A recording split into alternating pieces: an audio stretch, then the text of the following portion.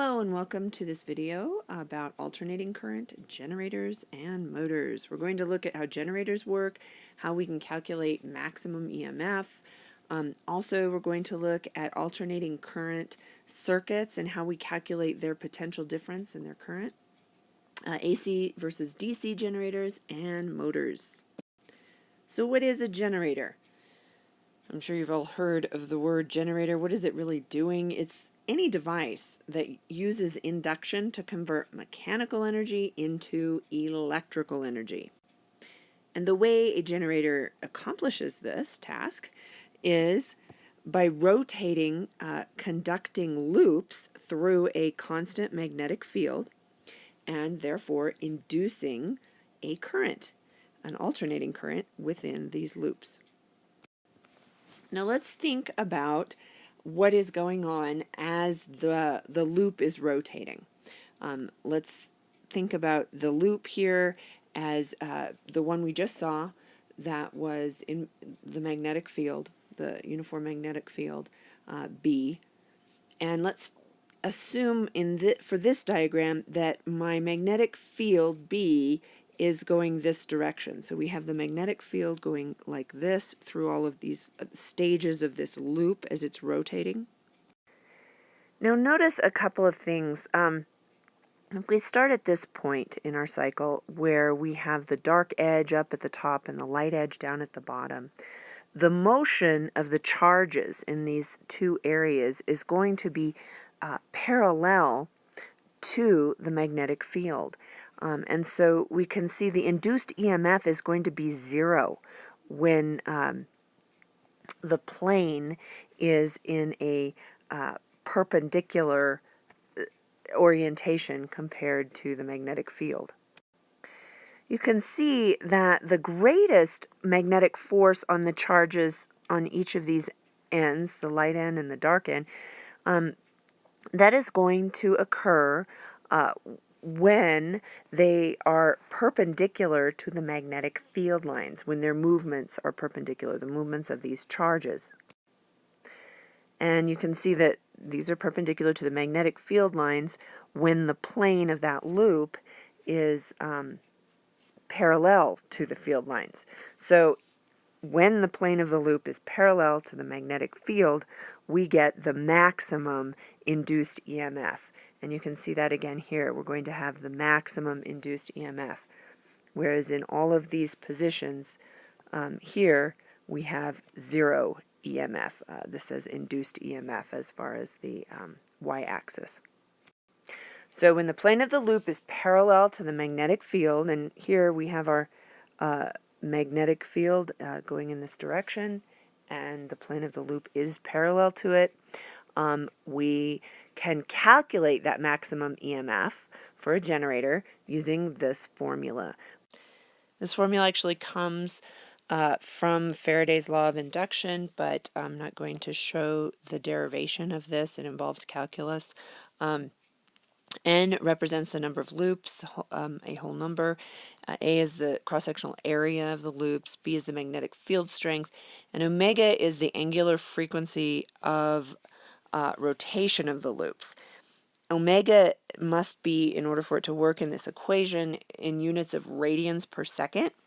And if you'll remember, omega equals 2 pi times frequency, where frequency is in units of hertz, or inverts seconds, or seconds to the -1. So you can, if you're given frequency in hertz, you can then convert that into angular frequency of the rotation to plug into this formula.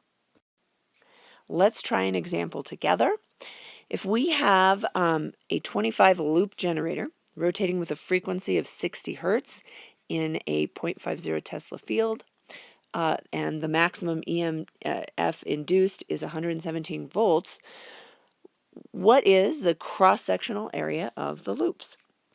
Let's write down what we know. We know N equals 25. Those are the number of loops. We know the frequency. We know the magnetic field. And we know the maximum EMF. I can use the equation that we just learned. I will need to calculate the value for omega first. Remember, it's equal to 2 pi times the frequency. And I can simply plug these numbers into my equation. Now I can solve for A, which is going to be the area. And my answer will be in meters squared, 0.025 meters squared. So remember, we've talked about alternating current before, and alternating current just means that it is changing, the current is changing direction at regular intervals, back and forth. Notice that the generator in this diagram has EMF that is alternating. This is the induced EMF on this axis. It is alternating from positive to negative, positive to negative. So the output current changes its direction. This is alternating current. The rate that the coil rotates is going to determine the maximum EMF that is generated. In the United States, that maximum EMF is 60 hertz. That varies in some other countries. So we are now going to look at how AC differs from DC when we are thinking about calculating EMF and current. This is a schematic diagram showing the symbol for the AC source. All circuits have some resistance, and so a simple AC circuit can be treated as an equivalent resistance and an AC source. Let's take a look at induced EMF and how that is the same thing as instantaneous AC potential difference for an alternating current. It's written as a delta lowercase v that's italicized. When we're talking about the maximum potential difference in an AC circuit, that would be written like this, delta capital V with the subscript max.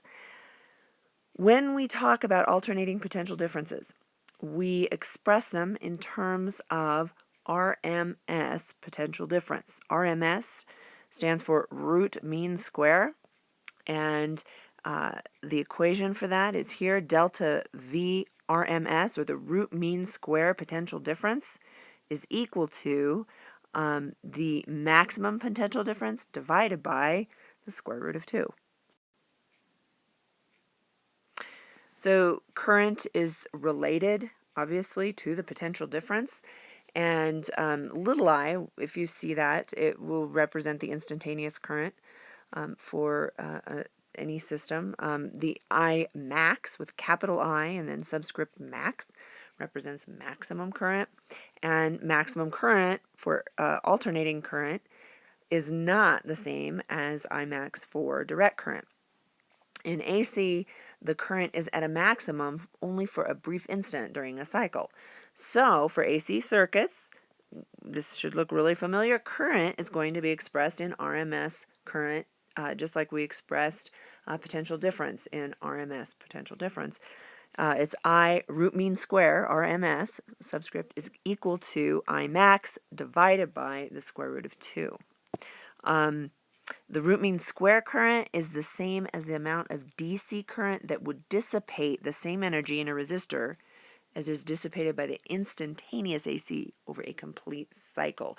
If that helps you to make sense of this, I'm not going to expect that you memorize that idea, but if you want to know a little bit about where this idea is coming from, that can help explain that.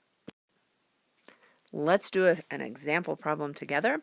If we have a generator with a maximum output EMF of 205 volts and it's connected to a 115 ohm resistor, we need to calculate the RMS potential difference, then find the RMS current through the resistor, and then the maximum AC current in the circuit. I'm going to write down what I know. I know my maximum potential difference is 205 volts. I know my resistance is 115 ohms. I need to solve for the root mean square potential difference, so I'll use my equation I just learned. The 1 over the square root of 2 is also equal to 0.707. So that's another way you could write the equation. you could simply write it as delta V RMS equals 0.707 times delta V max. So that's my delta V max. And when I solve for my RMS potential difference, I get 145 volts. Now for part B, I need to find the RMS current through the resistor. Well, remember my nifty equation, V equals IR. This is essentially VRMS equals IRMS times R. I know my RMS potential difference. I just calculated that. That's right here. I know my resistance. That's here. I can calculate my RMS current. And when I do that, I get my RMS current to be 1.26 amps. For part C, I need to find the maximum AC current in the circuit. And I can use the relationship between RMS current and the maximum AC current that I just learned. That also can be expressed if 1 over the square root of 2 is simply 0.707. So I can express that this way as well. And I know my RMS current because I just calculated that right here. So I can solve for the maximum AC current. And when I plunge those numbers into my calculator, I get the maximum AC current in the circuit equal to 1.78 amps. So let's look at the difference between an AC generator and a DC generator. First, let's talk about AC generators. The conducting loop in the AC generator, it has to be free to rotate through the magnetic field, but it also has to be part of an electric circuit at all times.